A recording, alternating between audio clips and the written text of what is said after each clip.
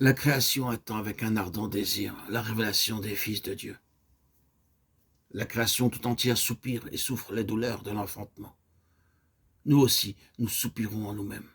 Épître aux Romains, chapitre 8, 18, 23. Celui qui vaincra, je lui donnerai de s'asseoir avec moi sur mon trône, comme moi aussi j'ai vaincu et je me suis assis avec mon Père sur son trône.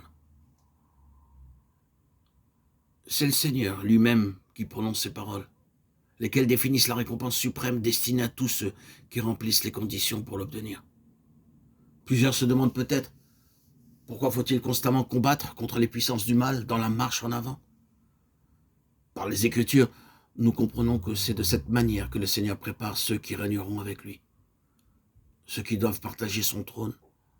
Dans ses messages aux églises, il incite à la victoire en signalant la récompense. L'apôtre Paul y vit de constantes allusions dans ses épîtres. Christ n'est pas encore assis sur son trône. Lors de son ascension, Dieu lui dit « Assieds-toi à ma droite jusqu'à ce que j'aie mis tes ennemis pour marchepied de tes pieds. » Hébreux 1, 13. Il s'est assis à la droite de la majesté dans les hauts lieux. Hébreux 1, 3, 8, 1. Actes 2, 35, 35, Hébreux 10, 12 et 12, 1. Il attend l'instant de s'asseoir sur son trône avec ceux qui doivent le partager avec lui. Le trône pour les vainqueurs. Est-ce possible? Le trône du Fils de Dieu. Ah! Nous discernons maintenant à mesure que nous entrons dans les derniers jours de l'âge pourquoi le combat devient acharné. Pourquoi le prince des ténèbres attaque tout enfant de Dieu qui veut remporter la victoire. C'est la dernière épreuve et l'ultime préparation pour partager le trône du Seigneur et régner avec lui. De quel trône est-il question pour Christ? De celui du millénium? Alors il régnera sur les nations de ce monde.